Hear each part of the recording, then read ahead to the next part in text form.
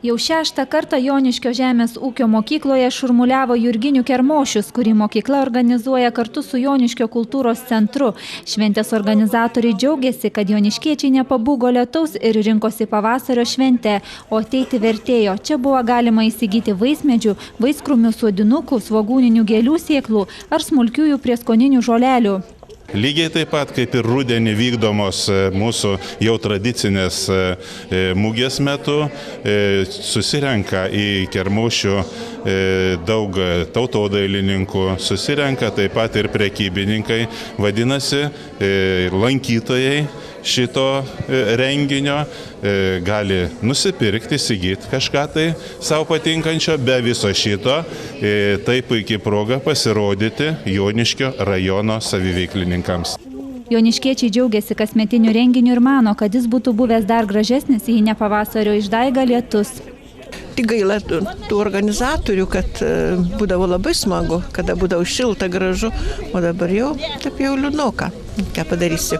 Bet tradicija, mes jau į pavasarį ir rudenį einam, čia laukiam kaip kaži ko jau tokių švenčių. Kas metą einame, taip įdomu pasižiūrėti viskas, bet tik tiek, kad oras toks netikęs yra kam. O daugiau, žmonės tik tai tokia mylinė vaikšta.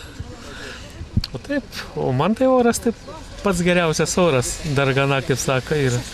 Greta grožybių, skanumynų ir žalumynų pasiūlos per Kermošį apdovanoti nagingiausi Joniškio rajono gyventojai, aplinkinių miestelių šviesuoliai. Tarp apdovanotojų ir Joniškio rajono Žagarės seniūnijos auksarankė Aušra Petrauskienė. Jos talentas kurti lėles ne vienus metus džiugina Joniškio rajono gyventojus. Moters iniciatyva vėl tapo populiarios kaliausės.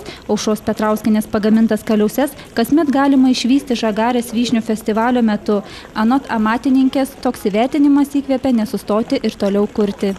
Labai dėl to, kad iš pradžio atrodo, gal tai neverta tos kaliausės ar kaip, bet čia jau toks vertinimas reiškia, jas reikia uoliai statyti, toliau raginti žagariečius, kad tai yra vis dėlto matoma, įvertinama ir tiesiog ruoštis toliau vyšnių festivaliui ir tom kaliausėm. Iš viso išrinkti yra apdovanoti 10 šviesuolių, tarp jų pynėjas iš Vytelių Alvydas Pretkelis, tautodailininkas Gintaras Macevičius, scenografija ir kostiumų autorė Nijolė Žiurlytė. Asta Bukantaitė, Vytenis Mironas, Šiaulių televizijos žinios.